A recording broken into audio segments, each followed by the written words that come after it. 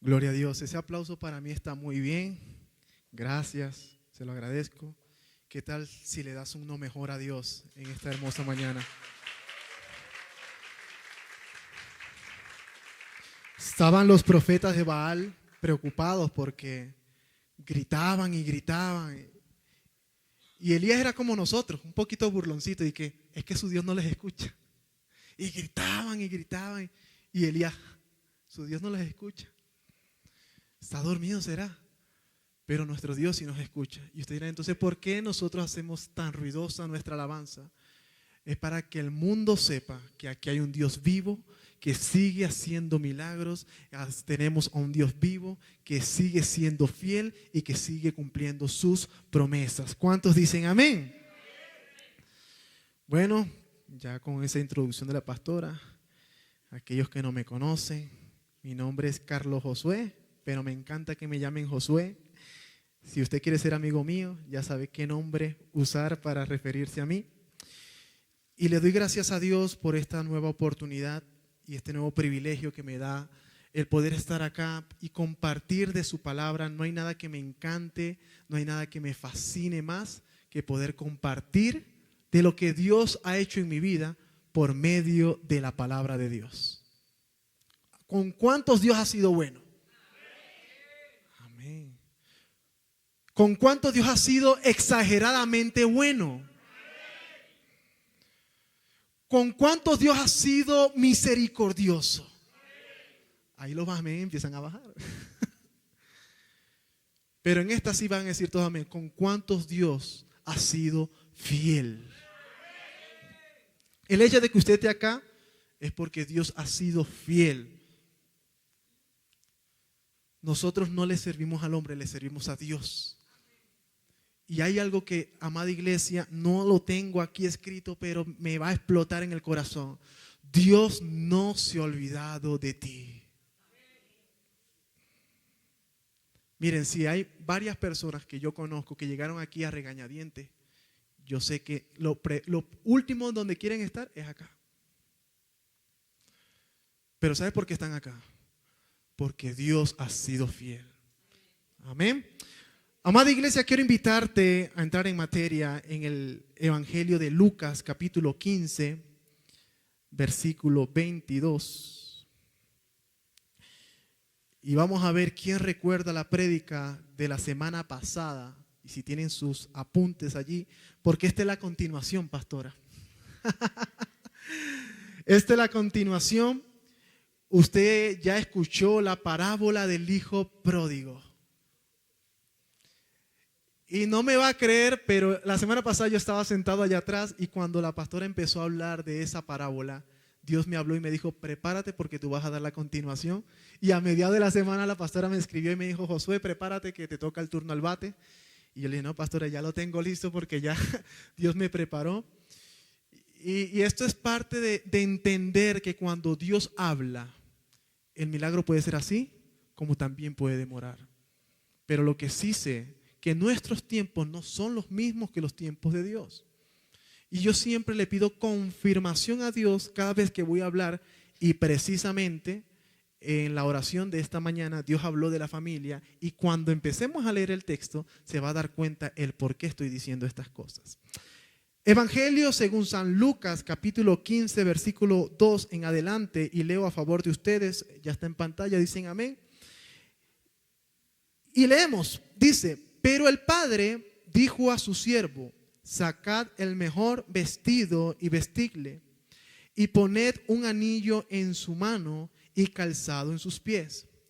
Y traed el becerro gordo y matadlo, y comamos y hagamos fiesta.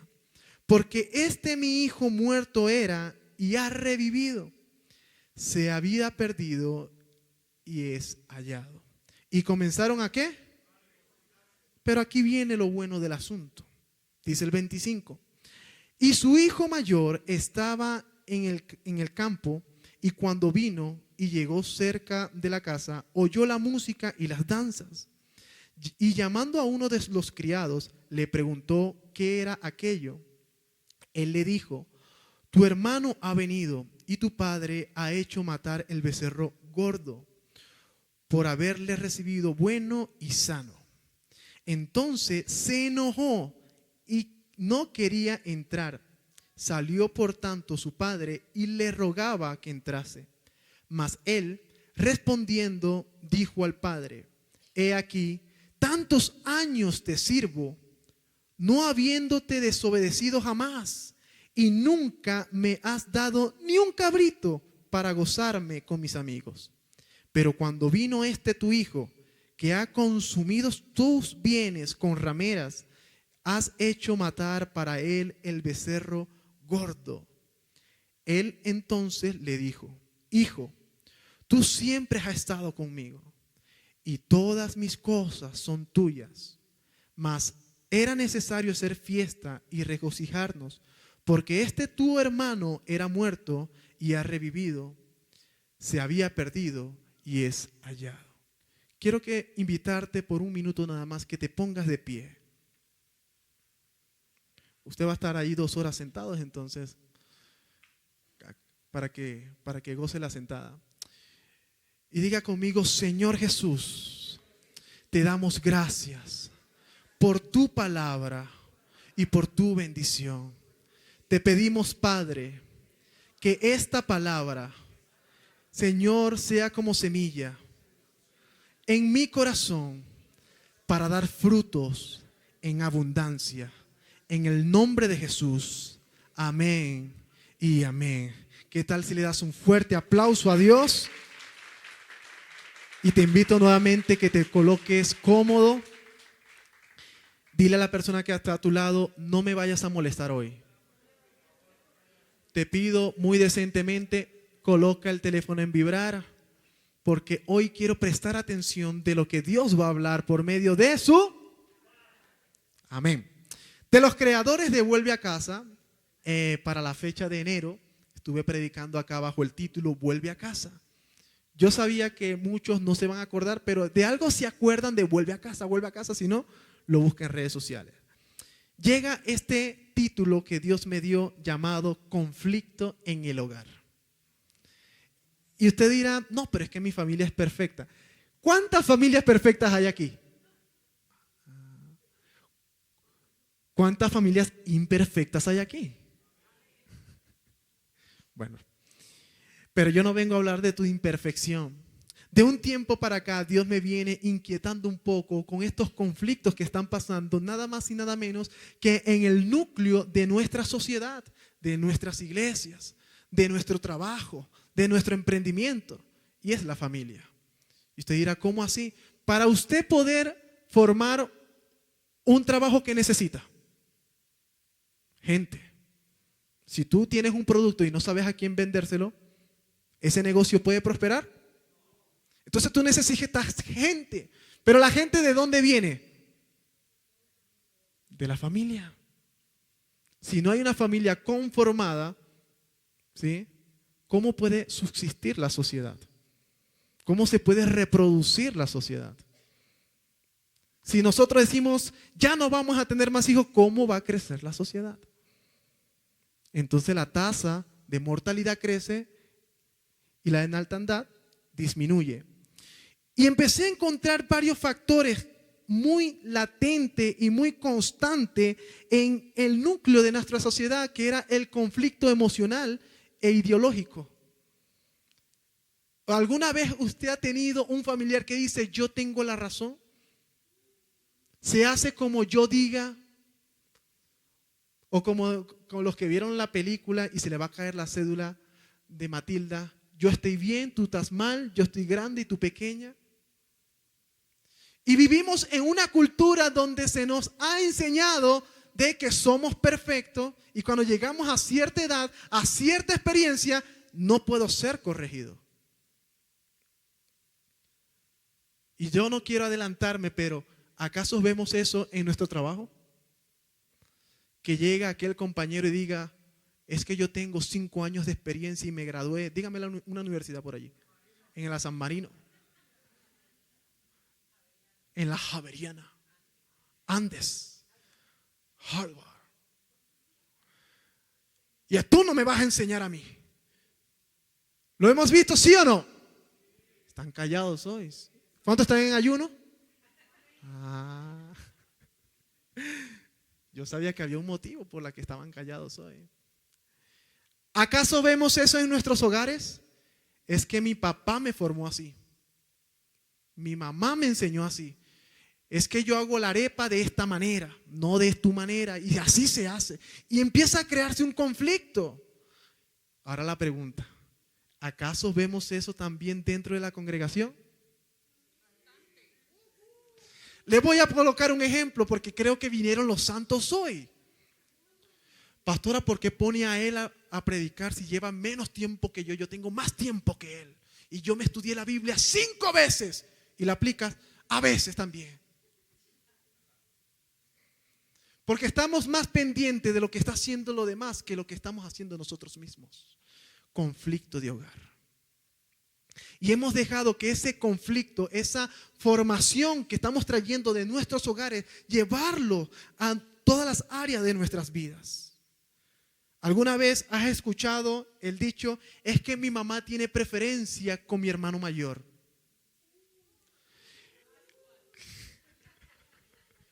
Es que el consentidito es el más pequeño de la casa. ¿Cuántos son hermanos del medio? Sabemos lo que es eso, ¿cierto? Y nos estamos impregnando de decir, es que mi mamá tiene más amor por él, menos amor por mí, es que mi papá le da permiso a él, no me da permiso a mí. Y creamos una secuela de conflictos internamente nosotros que debemos sanar.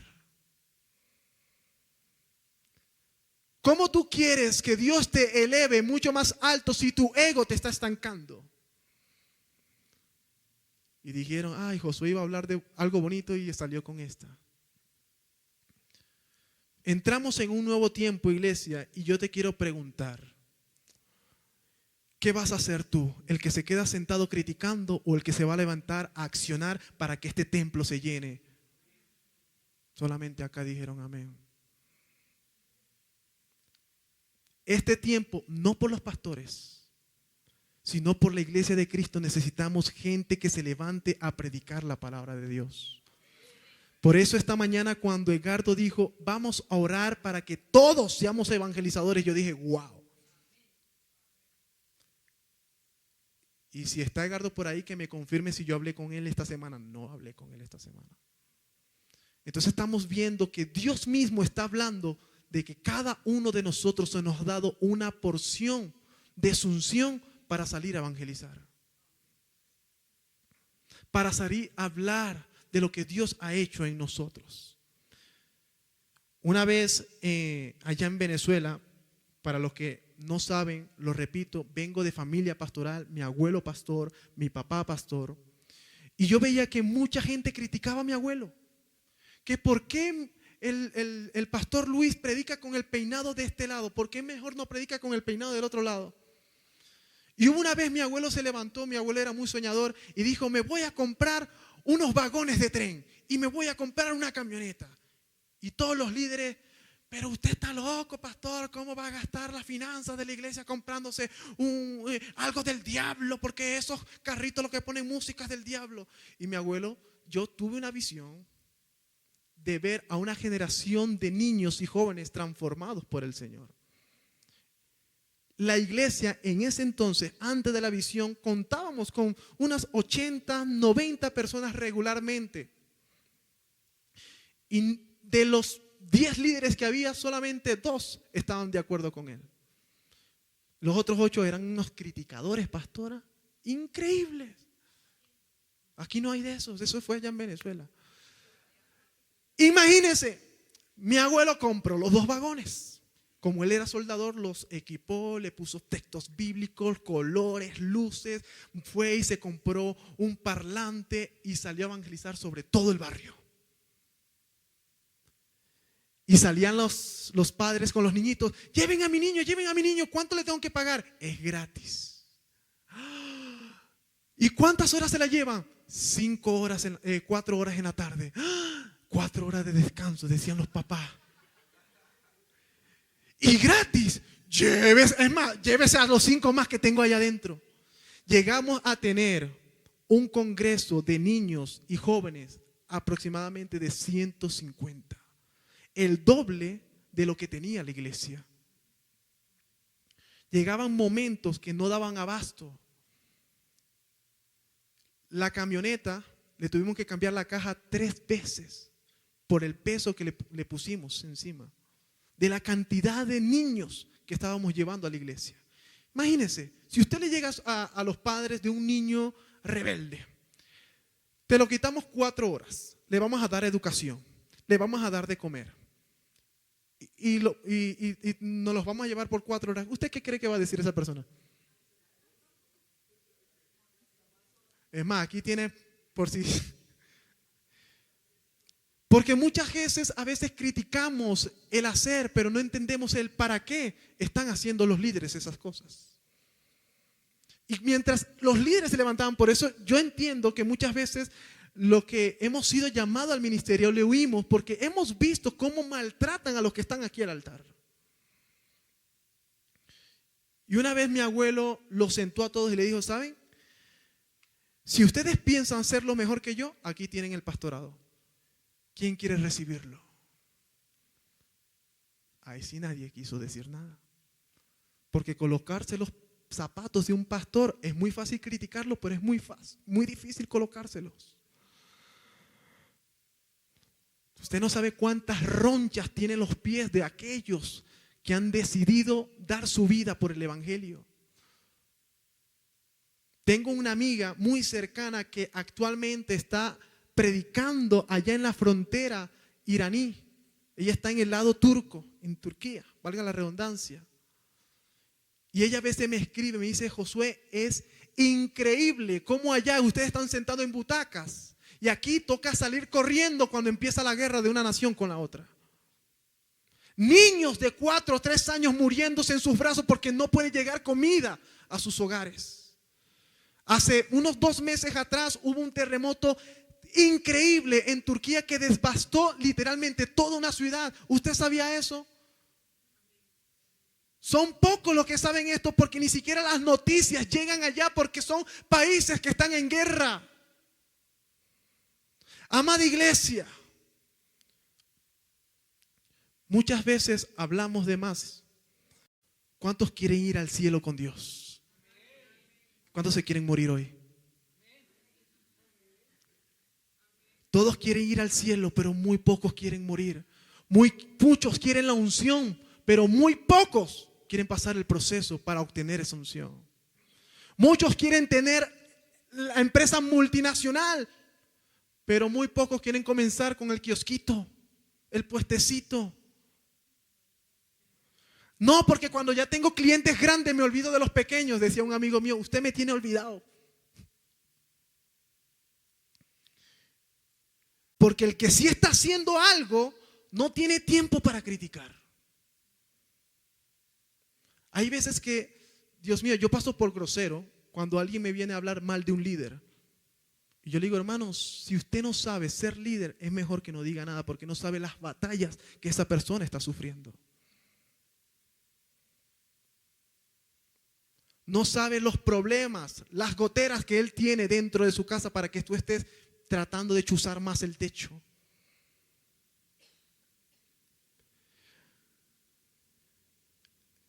Vamos a Lucas 7, capítulo 7, versículo 36. Y vuelvo a la historia del hijo pródigo. Habían 2 hermanos, para aquellos que no lo recuerdan, el menor y el mayor. ¿Quién eran? El menor y el... Atención acá. El menor viene y le dice a su papá, papá, yo me quiero ir, ya tengo 18 años, quiero que me des parte de mi herencia. Por lo que describe la Biblia, entendemos que era una persona adinerada, con bastantes bienes, le da pues la parte de la herencia que le pertenece al hijo menor, y ese hijo menor se va, se lo desgasta, se lo desparrama, se quedó sin nada, y ya cuando se vio en la inmunda, ahí dijo, voy a volver a mi padre. ¿Estamos bien hasta allí? Pero aquí vamos a hablar del hermano mayor. El hermano mayor ve que el hermanito, en la mala conducta, la ovejita negra llegó sucio, lleno de puerco, oliendo a mugre, con los dientes llenos de algarrobas, y le hacen una fiesta. Y el hermano mayor dice, y yo que me parto el lomo día a día trabajando para mi papá, ni el becerrito flaco me dan para celebrar con mis amigos. Para aquellos que por alguna vez han pensado, Señor, ¿por qué tú bendices al impío y a mí no? Quiero recordarte esta palabra, Lucas 7:36. Dice, y los que habían visto les contaron cómo había sido salvado. No, perdón, aquí estoy leyendo el que no es. Qué pena. Ahí, se me cruzó la... Ahora sí. Dice Lucas 7:36.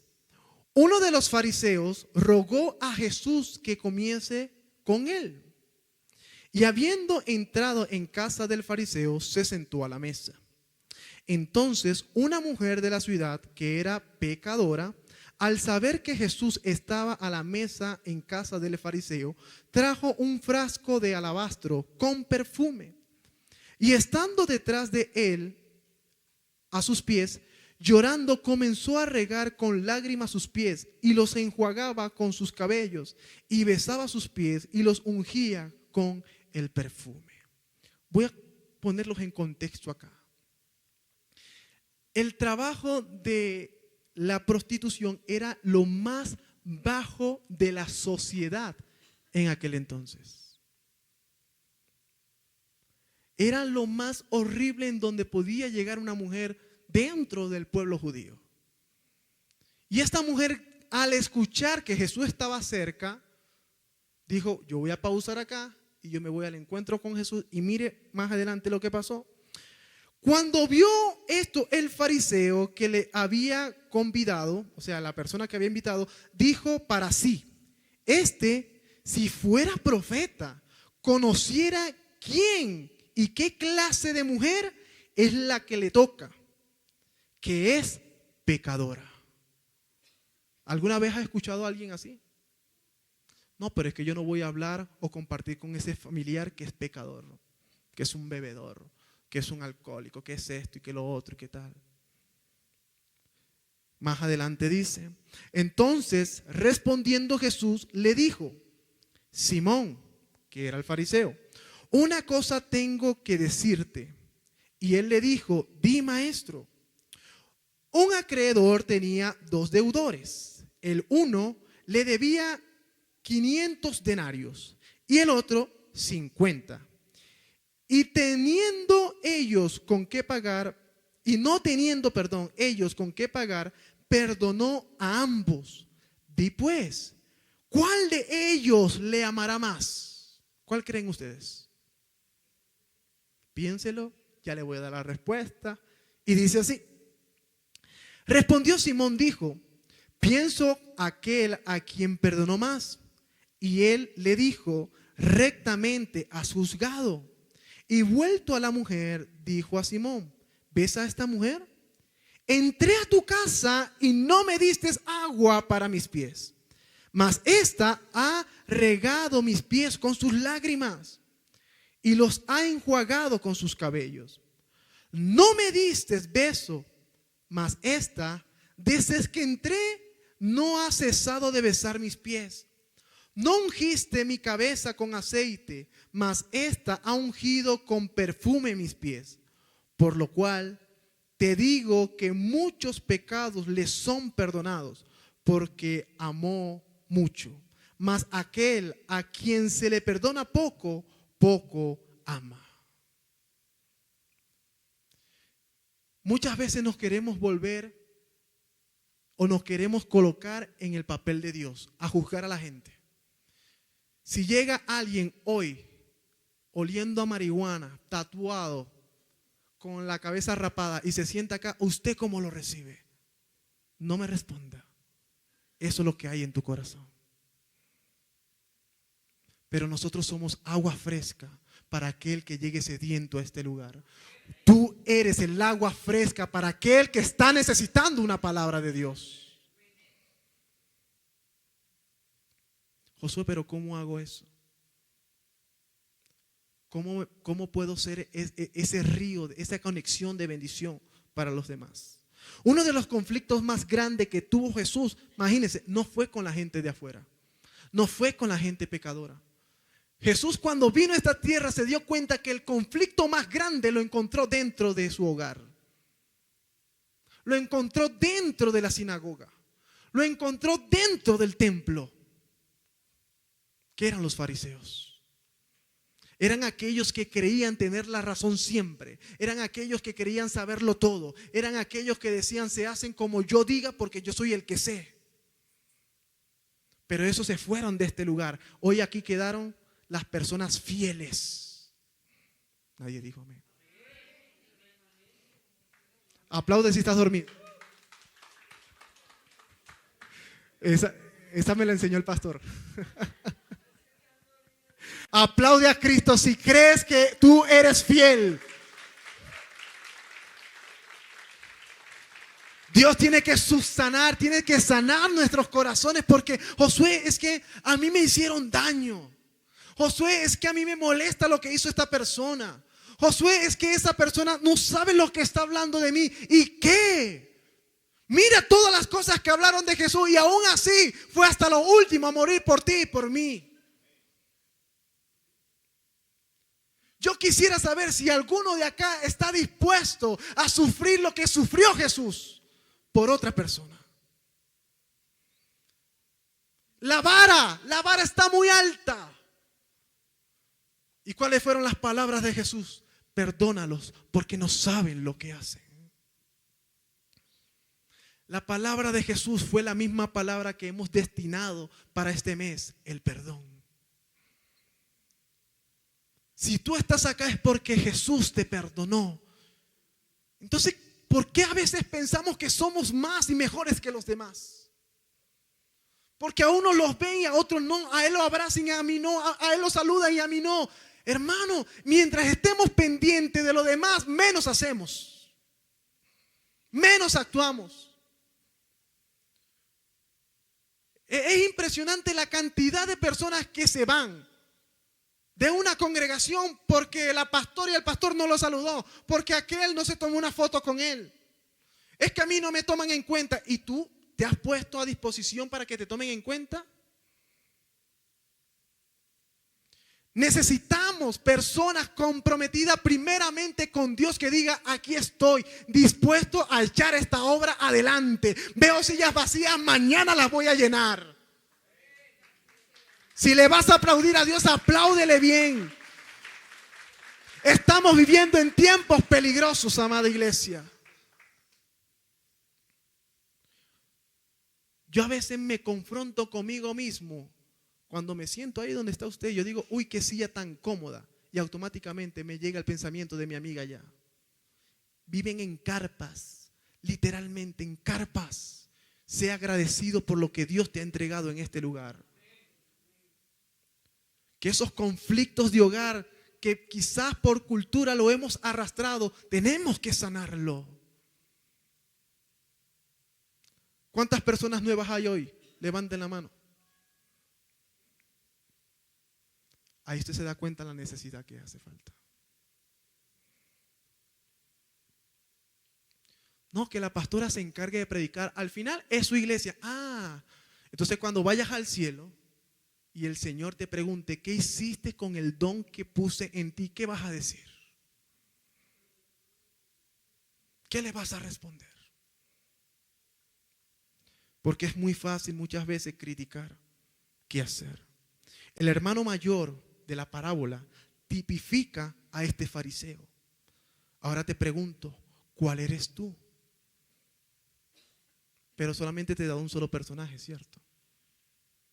Y hoy te voy a enseñar una historia muy bella y muy hermosa.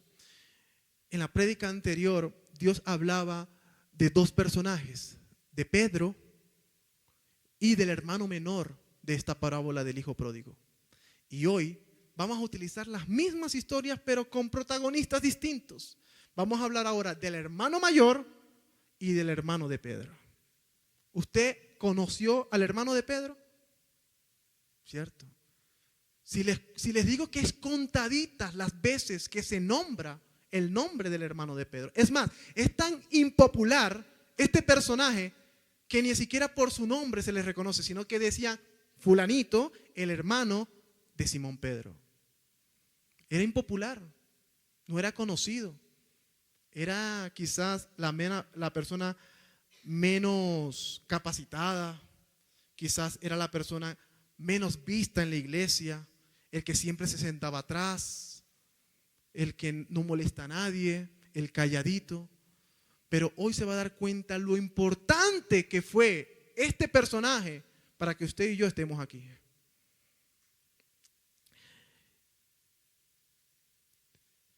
Quiero que vamos un momento a Mateo 27, Evangelio de Mateo 27, versículo 3 y 5. Y para terminarle la historia de lo peligroso que es aceptar y permitir que estos fariseos se levanten dentro de la congregación. Mucha gente juzga a Judas por lo que hizo, ¿cierto? No, que Judas vendió a Jesús por un par de limosnas allí, por unas monedas, 30 denarios para ser exactos. Ahora le pregunto a ustedes, ¿ustedes creen que Jesús después de resucitado hubiera perdonado a Pedro, a Judas? Porque él murió por vivos y por muertos, por todos. ¿Cuál fue el error de Judas? Y la gente a veces me responde, vender a Jesús. No, a Jesús tenían que venderlo porque no había forma de consumar el sacrificio. Era un propósito. El error de Pedro no va a creer lo que va a pasar. De Judas, perdón. El error de Judas fue ir a una iglesia. ¿No me cree? Vamos a ver lo que dice Mateo 27, capítulo 27, versículo 3 al 5. Y dice, entonces Judas, el que le había entregado, viendo que era condenado, devolvió, ¿qué dice? No, pero todos juntos y más fuerte. Y volvió las 30 piezas de plata a los principales sacerdotes y a los ancianos, diciendo, yo he pecado entregando sangre inocente. Mas ellos le dijeron,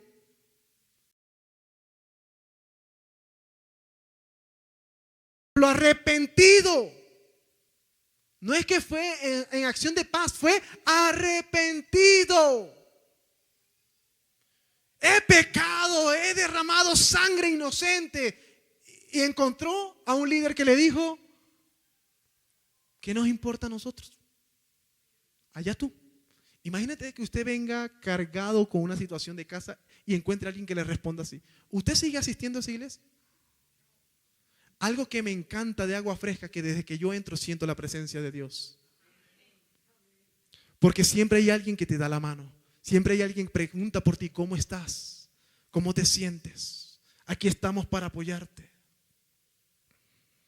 Desde siempre ha sido así. Y yo soy nuevo a comparación de muchos que llevan años. Y le pregunto a esas personas que llevan años, ¿siempre ha sido así? Me consta que sí. Me consta de que siempre cuando llegamos a esta congregación y a esta visión, desde que entramos siempre se nos recibe con amor y con respeto. Pero tengamos cuidado que estos conflictos que tenemos en nuestro hogar lleguen acá. Yo siempre digo, no es que te olvides tus problemas, pero cuando vengas acá, déjalos allá afuera estacionados. Ahí tenemos un puestecito para que lo estacione. Viene, se llena de la presencia de Dios y cuando va a ver que esos problemas no son nada. Así hago yo. ¿Usted cree que yo pararme aquí es porque no tengo problemas? ¿O que la pastora venga a predicar y que no tiene problemas? ¿O que el pastor venga y dé una palabra de motivación para su vida y no tiene problemas? Tenemos muchos problemas, pero aceptamos que los problemas, si nos preocupamos por él, no vamos a avanzar. Mientras miramos más los problemas, no miramos lo que está al otro lado, que es la bendición. Y es por eso, amada iglesia, que tenemos que tener cuidado de ser estos señores que están acá. Dice el 4, diciendo, yo he pecado entregando sangre inocente, mas ellos dijeron, ¿qué nos importa a nosotros? Allá tú. Y dice el 5, y arrojando las piezas de plata en el templo, salió y se fue y se ahorcó. Mira, en el año 2020, hace 4 años atrás, aproximadamente para estas fechas, ya entrando a más que todo en octubre, noviembre, este personaje que está aquí predicándole intentó en varias ocasiones quitarse la vida. Caí en una depresión pero terrible. Cuando quería cruzar un puente peatonal, literalmente escuchaba voces que me decían, lánzate, a ti nadie te quiere, tu Dios te ha olvidado, estás en quiebra, estás pasando hambre, échate a morir. ¿Algunos han escuchado esas voces? Tú no sirves, eres feo, eres fea, mira el peinado que tienes, mira. En serio. Y lamentablemente estaba en una iglesia donde cuando eres líder tienes que mostrar que eres santo. Y me flagelaba aún más. Y que yo no cumplo con las expectativas. Yo voy a dejar todo botado. Que esto y que lo otro. Y nos empezamos a crear demonios internos en nosotros mismos en querer complacer a la sociedad en vez de complacer a Dios.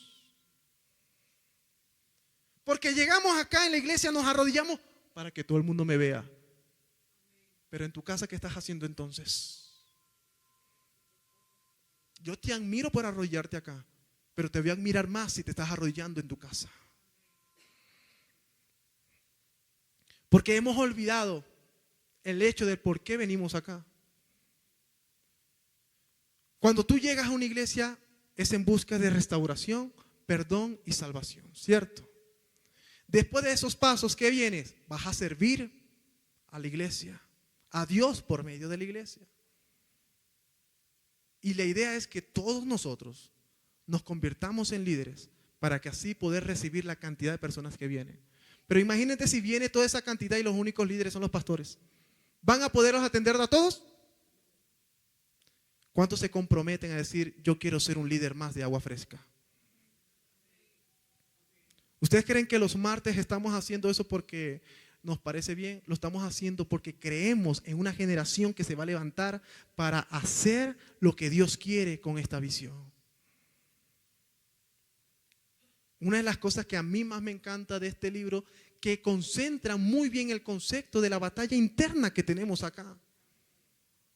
No es que yo no tengo batalla de la mente. Entonces usted ya sabe qué significa eso, que no tiene cerebro. Todos los días estamos peleando una batalla interna. Y lamentablemente Judas cayó en un sistema putrefacto que tenía el templo en aquel entonces. Por eso a todas las personas yo les invito que cuando vean a alguien nuevo, a un rostro nuevo, vaya, salúdelo con una sonrisa alegre. Es más, regálele un chocolate, un tamal, un pollo, no sé. Amén, dijeron por aquí, un pescado para los que están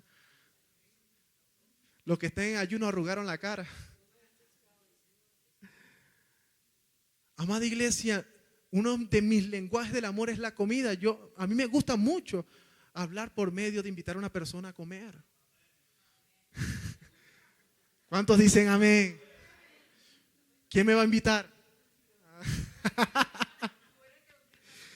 Amén, así va a ser. A los principales sacerdotes, seguramente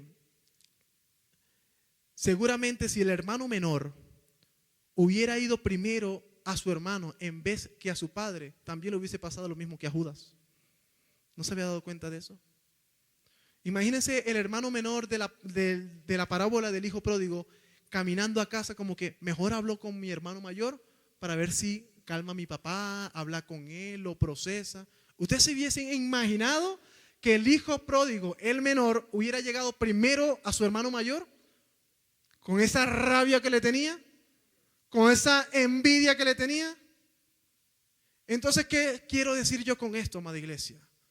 Busca primero la presencia de Dios en tu hogar. Busca primero la presencia de Dios en tu vida. Busca la presencia de Dios primeramente que al hombre. Que nosotros somos usados por Dios, sí, pero es tu responsabilidad tener una relación con Dios. Una intimidad, una cercanía. Alguien me preguntó, yo tenía una prédica llamada Bendito COVID. ¿Por qué tú dices que bendito COVID? Es que la gente cree que el COVID fue algo que a Dios se le escapó de las manos. No. Algo tan tremendo que me enseñó el COVID, que muchos estaban apagados espiritualmente dentro de la iglesia y que servían simplemente para tener un estatus a los ojos de los pastores. Me encontré con muchas iglesias que quebraron literalmente, tanto en finanzas como en gente, porque mientras el pastor no podía salir de casa, ellos estaban endemoniados en la suya. Porque tenemos conflictos en nuestro hogar que tenemos que resolver. Tenemos conflictos internos con nosotros mismos que tenemos que resolver. ¿Y usted cuál es la salida? Mire, ¿cuántos tienen de eso en tu casa? ¿Cuántos lo trajeron hoy? ¿Cuántos lo tienen en su teléfono? Mira, es impresionante. Yo saqué mi teléfono en estos días, tenía los ojos muy cansados, pero tenía que hacer mi devocional. Y literalmente me metí en Google Chrome, y eso creo que todos los teléfonos los tienen. Puse la Biblia y me la leyó. Y yo me acosté con mis ojos cerrados y escuché palabra. Entonces no hay excusa, amada iglesia, para cada día llenarnos más de la palabra de Dios. ¿Cuántos dicen amén? No permitas que tu crecimiento en la iglesia o en cualquier área de tu vida, ya sea empresarial, ya sea laboral, ya sea estudiantil, te haga más altivo. No te haga como el hermano mayor. Es que yo estuve con mi padre en las buenas y en las malas. Es que yo he trabajado de sol a sol. Y es que yo. Eso no están aquí. Se fueron. Amada iglesia, estamos entrando en un tiempo nuevo. ¿Cuántos dicen amén? Es tiempo de poder recibir a esos hijos menores que van a empezar a llegar. Cuando estos hijos menores empiecen a llegar, ¿cuántos son los primeros que lo van a recibir?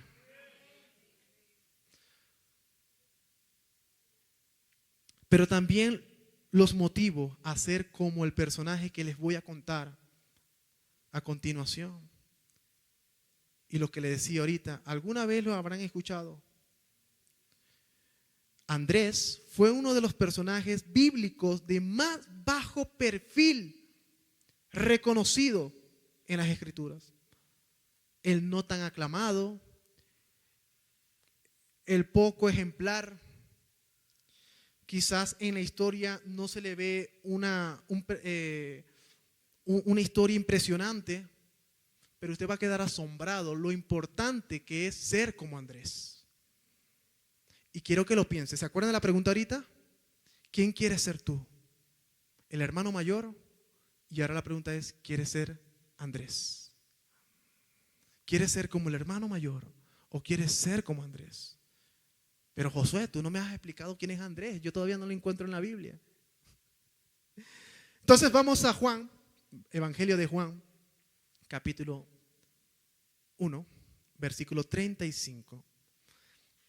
Y como siempre les he comentado, yo no creo que la palabra de Dios, inspirada por el mismo Espíritu Santo, se salte algunos detalles. Creo que todas las comas, puntos, signos de interrogación, signos de exclamación, tienen un porqué y un significado en la historia bíblica. Y quiero que presten mucha atención lo que escribió Juan, capítulo 1, en el versículo 35, y dice de la siguiente manera. El siguiente día, otra vez, estaba ¿quién? Están dormidos. El siguiente día, otra vez, estaba ¿quién? Y dos de sus discípulos. Y mirando a Jesús, que andaba por allí, dijo, he aquí el Cordero de Dios. Dice el 37. Le oyeron hablar los dos discípulos y siguieron a Jesús. Y volviéndose Jesús, y viendo que le seguían, le dijo: ¿qué buscáis? Ellos le dijeron: Rabí, que traducido es maestro, ¿dónde moras? Le dijo: venid y ved. Fueron y vieron dónde moraba, y se quedaron con él aquel día, porque era como la hora 10. Presten atención a lo que dice el 40. Andrés, ¿quién? Hermano de Simón Pedro, era uno de los dos que había oído a Juan y había seguido a Jesús. Dice el 41. Este halló primero a su hermano Simón y le dijo: hemos hallado al Mesías, que traducido es el Cristo. ¿Qué hizo Andrés cuando escuchó hablar de Jesús? Buscar a su hermano. Primero halló a su hermano. Primero buscó a su hermano. ¿Cuántos aquí han escuchado de Jesús? ¿Cuántos hoy se comprometen a buscar a sus familias, a buscar a sus padres, a buscar a sus hermanos y traerlos a un encuentro con Jesús? Esto es responsabilidad de todos. Es responsabilidad de todos. Te felicito, Chad, por venir con tu mamá. Es que mi familia está lejos. Bueno, mándale el link para que se conecte. Es que no los puedo traer. Mándale el link para que se conecte. ¿Sí o no, pastora? Es que no tiene teléfono. Bueno, búscale una forma de que se pueda conectar. Pero entre más pero le coloquemos al asunto, menos acción estamos tomando en el reino de los cielos. Y créeme, mientras usted espera, el enemigo le va ganando la carrera. Mientras usted piensa si le predica o no, o le habla o no a su familia de Cristo, el enemigo le está ganando la carrera. Hoy no vine con pañitos tibios. ¿Cuántos se comprometen a que final de año podamos llenar este templo? Aquí todavía cae su familia. Ahora mi pregunta es: ¿quiénes van a ser los primeros para que tengan los mejores puestos? Porque los últimos se van a quedar parados.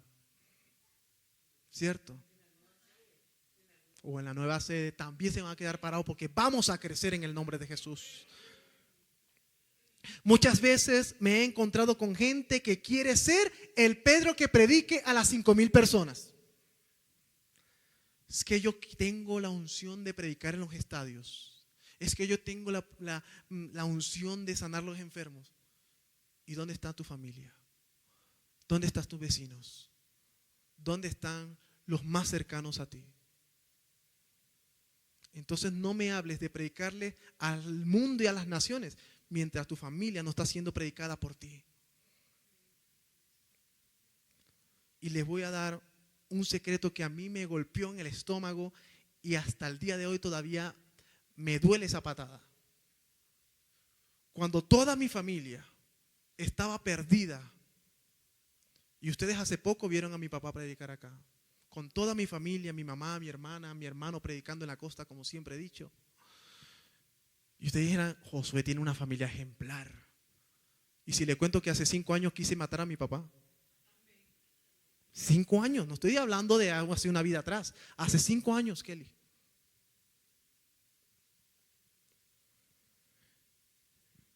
Hace mucho tiempo atrás, cuando estaba orando por mi familia, Dios me dijo: ¿quieres ver a tu familia transformada? Empieza a cambiar tú. Y yo: Señor, pero es que yo soy el santo. Empieza a cambiar tú. Hay cosas que tú haces que hace que tu familia no venga a la iglesia. Si se comporta así aquí en casa, ¿cómo se comportará en la iglesia? Porque en la iglesia es algo, pero aquí en el hogar es otra cosa. ¿Han escuchado alguna vez esa frase? Yo la he escuchado y la he vivido también. Porque para mí era difícil ir a predicar a mi familia o a mis padres cuando mis notas eran malas. Ahí los padres dijeron amén internamente. Para mí era difícil predicarle a mi mamá cuando yo era un algazán, dormía todo el día, no limpiaba, no recogía la cama. Por ahí ya vi varias caritas girándose por ahí. Hermano, haga sus conflictos en el hogar, por favor. No los mire. Dígale, en la casa hablamos. Era muy difícil, entonces mientras yo no cambie mi actitud, no puedo pretender que los que están alrededor de mí cambien también. Quiero que cambie Colombia, ¿y tú qué estás haciendo para que Colombia cambie? Pero criticamos al que está en el poder, criticamos a los políticos, criticamos y criticamos y criticamos, y sé que a más de uno alguna vez tiraron una basura en la carretera. Así sea una vez, de descuido. Hay veces que a mí me molesta, y yo no soy de acá, pero amo esta ciudad porque es mi segunda casa. Cuando alguien tira un papelito en la calle, yo, Dios mío, hermano, desde ahí comienza todo. Si tiene el descaro de ensuciar una área pública que no le pertenece, ¿cómo creen ustedes que va a ser en lo que sí le pertenece? Son conflictos internos que tenemos que sanar. Tenemos que sanar. Lamentablemente, esto pasa en su mayoría porque nos cuesta mantener el testimonio en nuestros hogares. Yo le dije, Dios, estoy comprometido contigo a querer cambiar, pero te pido por favor que mi familia llegue a tus pies. ¿Y sabes lo que me dijo Dios? Quiero que ores por tu familia. Quiero que ayunes por tu familia durante todo un año entero. Cada sábado, principio de mes, vas a ayunar. Y el mes de enero empecé a clamar. El mes de febrero empecé a clamar. El mes de marzo empecé a clamar. ¿Y usted sabe qué pasó? Se pusieron peor. Porque a veces pensamos que, voy a orar y ya Dios me va a dar el milagro. Dios me dijo que un año, no menos ni más, un año. Y entre más oraba, más difícil se me ponía la cosa. Más pelea tenía yo con mi mamá, más discusiones tenía con mi papá, más trompones me tenía con mi hermano y con mi hermana. Julio, agosto, septiembre. ¿Y usted cree que la cosa podía mejorar? Estoy seguro que muchos acá han orado por alguien y mientras están orando, esa persona peor se pone. Más reácida. Yo no quiero saber nada del evangelio. Y eso es lo peor que pueden hacer. Cuando alguien dice, yo nunca voy a llegar a una iglesia, terminan siendo pastores, evangelistas, maestros. Yo los dejo tranquilos. Hágale, diga lo que quiera decir. O servidores. Un aplauso para los servidores de esta casa. A los que están en video, saludo a todas las personas que están allí en transmisión, que domingo a domingo se conectan con nosotros. Imagínense, intentamos querer cambiar a las personas por obligación, mas no por ejemplo. Y te cuento, la gente cambia más por el ejemplo que por obligación. ¿O no es así? Llega noviembre, llega diciembre, yo no vi milagro, yo no vi nada. Y en diciembre, junto a una prima que también me acompañó a orar, dijimos, hagamos el último intento. Dios dijo, un año va a ser. Y para la gloria de Dios, ustedes han visto, el año siguiente, en enero, el primer domingo, toda mi familia estaba vestida para tener un encuentro con el Señor. ¿Qué ha sido fácil? No. ¿Que hemos tenido altas y bajas? Sí. Pero déjame decirte, y por eso lo hablo con convicción, cambia tú y tu ejemplo va a hacer que toda tu familia sola llegue a los pies de Cristo. ¿Amén o no amén? Como lo contó mi papá, él duró 12 años fuera de casa. 12 años. Y yo que tengo 20. Más de la mitad. No, tengo 28 para la gloria de Dios, pero pasé la mitad de mi vida lejos de mi papá. Y duré 13 años para perdonarlo. ¿Ustedes creen que durante esos 13 años yo fui feliz? Les digo por qué. Porque el perdonar no es para llenarle de ego y de orgullo a la otra persona. El perdonar es para ti librarte de todo peso y ser bendecido por Dios. Cuando tú perdonas, te quitas el peso y le dices, te lo doy a ti, es tu problema si tú te lo quieres llevar, pero yo soy libre. Cuando tú perdonas, rompes una atadura que te tiene sin poder ver la bendición de Dios. En cualquier área. En cualquier área de tu vida. Ahora la pregunta nuevamente. ¿Qué hermano quieres ser tú? ¿El hermano mayor o el hermano como Andrés? Este es el tiempo que debemos levantarnos a ser como Andrés. Ir primero a buscar a nuestra familia y llevarlo al encuentro de Cristo Jesús. Una vez escuché en esta casa, si uno trae a uno, créame, el próximo domingo no cabemos acá. Nos quedamos de pie, pastor, y con mucho orgullo me quedo de pie, con mucha alegría. Yo tengo mi silla de piano allí. Si uno trae a uno, tiene 365 días el año para que le predique a una persona. A una, no te estoy pidiendo a 10 ni a 20, a una. Mire, no hay nada que me pueda llenar más de gozo a mí cuando puedo ser canal de bendición para que una persona llegue a los pies de Cristo. Usted no sabe la alegría y la satisfacción que se siente que esa persona dijo, gracias a ti mi vida fue transformada. Porque tú me llevaste al camino de verdad. Y quiero terminar diciendo, Sara, si me ayudas. Te invito a no bajar la guardia, iglesia. Con tu familia. No esperes que vaya un evangelista, un profeta o alguien a tu casa. Sé tú el evangelista. Sé tú la persona que conecte el cielo con esa persona. Sé tú el que le cambie la historia. Sé tú el que transforme su mentalidad. Sé tú el que diga, Dios mío, gracias. Gracias. ¿Cuántos hoy se comprometen? No con la pastora, no conmigo, con Dios. Bueno, yo tengo un hermano que está en esto, yo tengo un familiar que está en esto, voy a orar por esa persona. Voy a predicarle a esa persona. Voy a enviarle un texto bíblico a esa persona. Si me ayuda con el piano, por favor. Gracias. Nosotros tenemos que ser los evangelistas de nuestros hogares.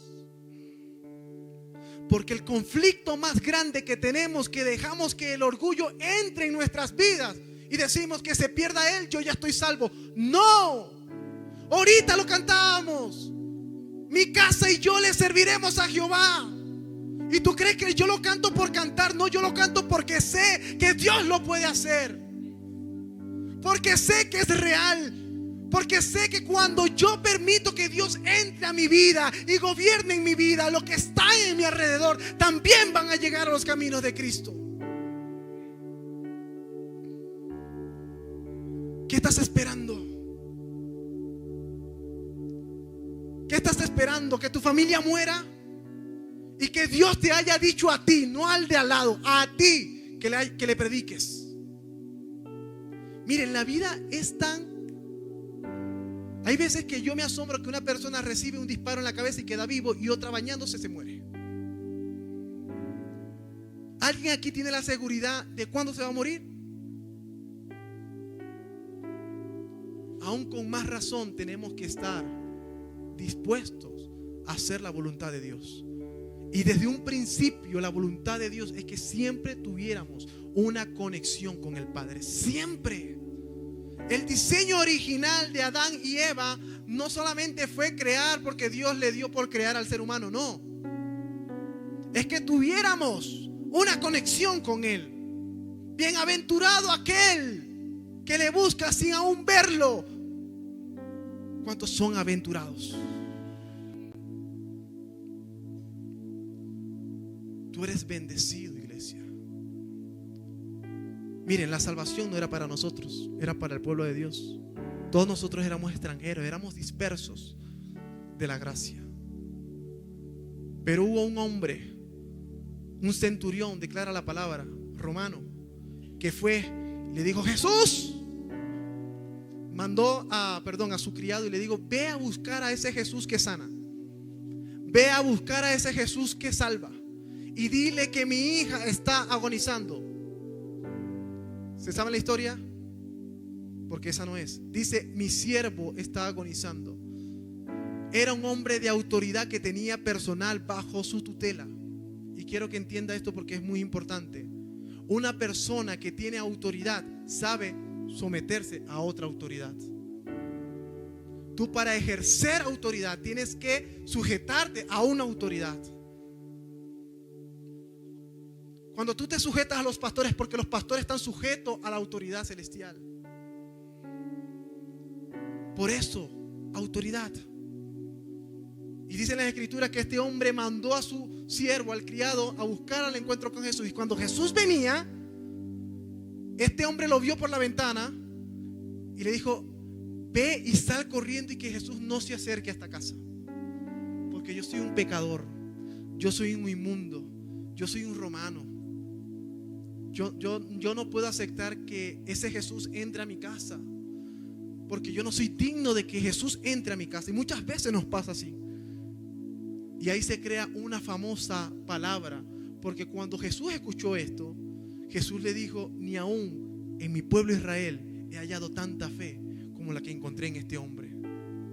Ni aún en Israel he encontrado tanta fe como en Agua Fresca. Ni aún en Israel he encontrado tanta fe como las personas que están hoy aquí. Y el centurión le dijo: Jesús, es tanto la fe que tengo que envía tú la palabra, y yo sé que mi criado será sanado. Es tremendo esto. Jesús envió la palabra, pero quedó asombrado de lo que había acontecido. Porque el mismo Jesús dijo: a los míos vine y los míos no me recibieron. Porque cuando Jesús entró a la casa del fariseo, ¿qué hizo el fariseo? Nada. Pero cuando vino la mujer extraña, se postró a sus pies, llorando, rindiéndose ante él. Nosotros no seamos como el hermano mayor, no seamos como el fariseo. Seamos como Andrés, que busca a su familia y los lleve al encuentro con Cristo. La Biblia declara una y otra vez que el Padre, nuestro Padre Dios, nunca te ha dejado de amar. Nunca. Pero si tú fuiste perdonado, si tú fuiste amado, ¿qué mejor forma de poder amar a otras personas? Porque al que mucho se le perdonó, también mucho se le amó. ¿Cuántos hoy, en serio, iglesia, se comprometen a amar a ese hijo menor, a ese hermano menor que va a llegar oliendo a cerdo? Va a amar a ese oliendo a pecado. Va a amar a esa persona que dice que la gente dice que ya no tiene salvación. Nosotros estamos dispuestos a recibir eso y amarlos. Que cuando lleguen a este lugar no encuentren una iglesia como la que encontró Judas. ¿Y qué? No nos importa. Nos hemos llenado de tanto egocentrismo que sentimos que ya estamos en nuestro máximo nivel. No. El mismo Jesús se humilló, el mismo Jesús se postró, el mismo Jesús permitió que le quitaran la vida para ser consumado por cada uno de nosotros. Entonces, ¿por qué piensas que eres mejor que los demás? Porque a veces pensamos que creemos tener la varita mágica, que nos hacemos dueños de la gracia. La gracia fue derramada para todos nosotros y para los que van a llegar también. Que no seamos como esa iglesia que recibió Judas. sino que seamos una iglesia para el alma sedienta. ¿Vas a aplaudir a Dios? Apláudele. Ponte de pie, amada iglesia.